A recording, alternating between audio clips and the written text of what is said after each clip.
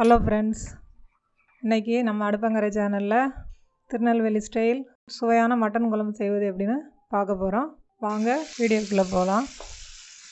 1/2 kilo mutton வாங்கி இது மாதிரி திருநெல்வேலி பக்கம்லாம் இந்த மாதிரி சின்ன பீஸாக தான் கட் பண்ணுவாங்க. அதனால் இது மாதிரி கட் பண்ணி வச்சுருக்கோம். குழம்பு மிளகாத்தூள் ஒரு 3 ஸ்பூன், 1/2 ஸ்பூன் தனி மிளகாத்தூள், 1 ஸ்பூன் தனியாத்தூள், 2 துண்டு தேங்காய், 4 முந்திரி போட்டு அரைச்சி வச்சுருக்கேன். இஞ்சி பூண்டு பேஸ்ட்டு 2 ஸ்பூன், 1/4 ஸ்பூன் மஞ்சத்தூள், 1/2 ஸ்பூன் கரம் மசாலா தூள், சின்ன வெங்காயம் தக்காளி அரைச்சி சேர்த்துக்க போகிறோம். ஒரு 100 சின்ன வெங்காயம், 100 தக்காளி, கடைசியில் தாளிப்புக்கு ஒரு 4 சின்ன வெங்காயம் கட் பண்ணி வச்சுருக்கேன். இப்போ மட்டனை குக்கரில் ஒரு 5 விசில் வேக வைக்க போகிறேன். வேக வச்சுட்டு நம்ம ரெடி பண்ணலாம். இப்போ குழம்பு செய்ய ஆரம்பிக்கலாம். 2 டேபிள் ஸ்பூன் ஆயில் விட்டுக்கலாம். விட்டுட்டு நம்ம அரைச்சி வச்ச சின்ன வெங்காயத்தை போட்டு நல்லா வதக்கலாம்.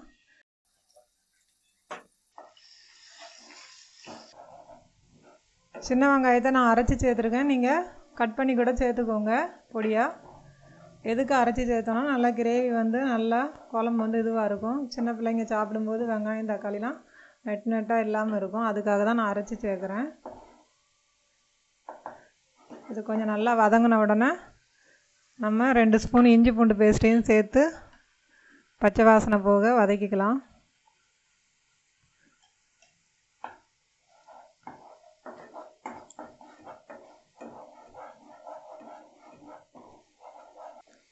இப்போ அரைச்சி வச்ச தக்காளி விழுதையும் சேர்த்துக்கலாம்.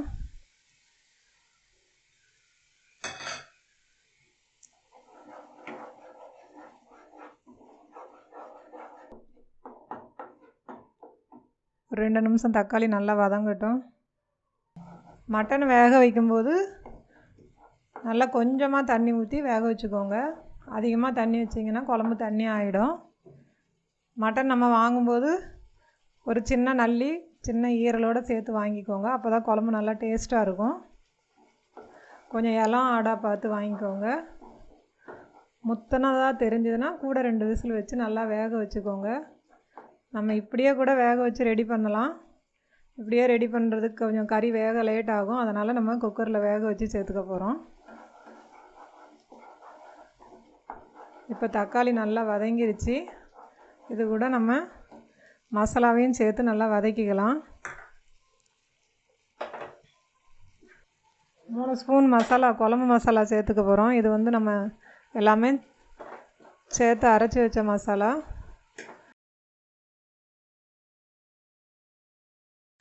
இது வெறும் தனியாத்தூள் மிளகாத்தூள் மட்டும் போட்டால் குழம்பு வந்து கொஞ்சம் டேஸ்ட்டு கம்மியாக இருக்கிற மாதிரி இருக்கும். இந்த மாதிரி குழம்பு மிளகாத்தூள் சேர்த்து செஞ்சோன்னா நமக்கு நல்லாயிருக்கும். இப்போது குழம்பு மிளகாத்தூள் சேர்த்துருக்கோம், தனியாத்தூள் சேர்த்துட்டோம்.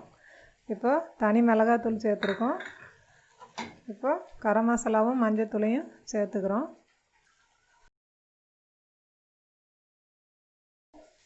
இப்போ எல்லாத்தையும் நல்லா கொஞ்சம் வதக்கிக்கலாம். வதக்கினாலே கொஞ்சம் நம்மளுக்கு வந்து அந்த பச்சை ஸ்மெல்லெல்லாம் போயிடும். குழம்பு சீக்கிரம் ரெடி பண்ணிடலாம்.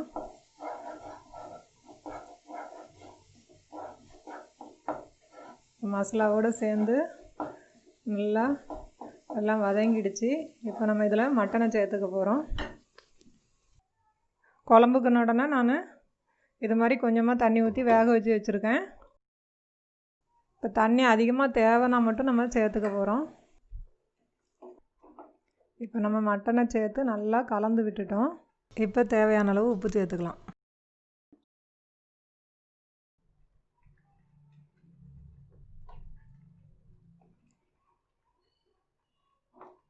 தண்ணி நம்மளுக்கு வந்து 1 டம்ளர் அளவுக்கு தான் நான் சேர்த்து வேக வச்சேன். இப்போ இதுவே வந்து நம்மளுக்கு போதுமான அளவாக இருக்குது. இப்போ தேங்காய் வேறு சேர்த்துக்க போகிறோம். தேங்காவை வந்து கரைச்சி ஊற்றும்போது இன்னும் கொஞ்சம் நம்மளுக்கு தேவையான அளவு குழம்பா கிரேவியாக வரும். இப்போ தேங்காவை சேர்த்து நம்ம நல்லா கிளறி விடலாம்.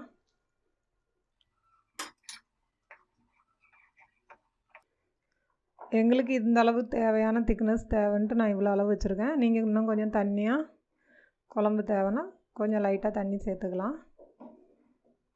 இப்போ நம்ம இதை நல்லா மூடி வச்சு ஒரு 10லேருந்து 15 நிமிஷம் மசாலா கறி எல்லாம் நல்லா அப்போ தான் உப்பு எல்லாம் சேர்ந்து நல்லா குழம்பு ரெடி ஆகும்.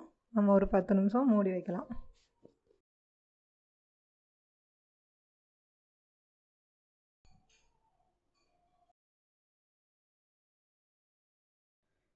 இப்போ 10 நிமிஷம் ஆயிடுச்சு. நம்ம ஓப்பன் பண்ணி பார்க்கலாம்.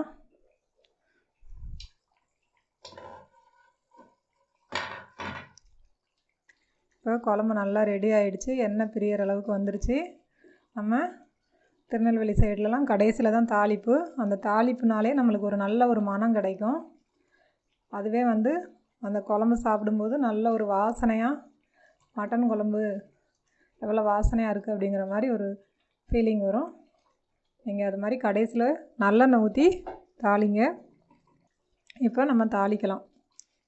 இப்போ அடுப்பில் ஒரு கடாயை வச்சுட்டு 50 நல்லெண்ணெய் நான் ஊற்றுறேன்.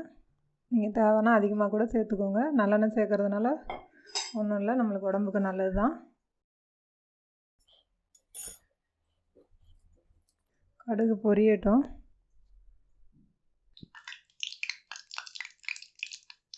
கடுகு நல்லா பொரியுது. நான் கொஞ்சம் வாசனை அதிகமாக வேணுங்கிறதுக்காக ஒரு சின்ன இலை, சின்ன ஒரு பட்டை துண்டு, ஒரு லவங்கம் சேர்த்துக்கிறேன்.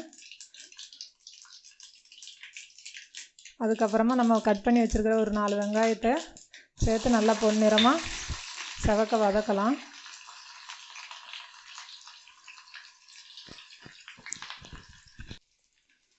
வெங்காயம் நல்லா செவந்தால் தான் நல்ல மணமாக இருக்கும்.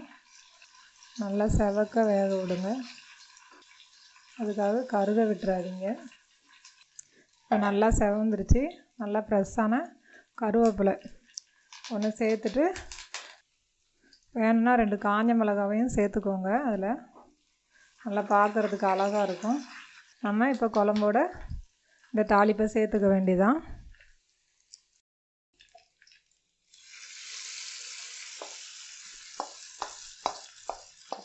பாருங்கள், இப்போ மட்டன் குழம்பு நல்லா சூப்பராக ரெடி ஆகிடுச்சு.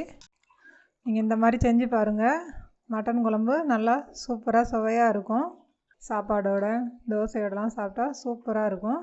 ட்ரை பண்ணி பார்த்துட்டு நல்லா இருந்ததுன்னா லைக் பண்ணுங்கள். மறக்காமல் சப்ஸ்கிரைப் பண்ணுங்கள். உங்கள் ஃப்ரெண்ட்ஸோட ஷேர் பண்ணுங்கள்.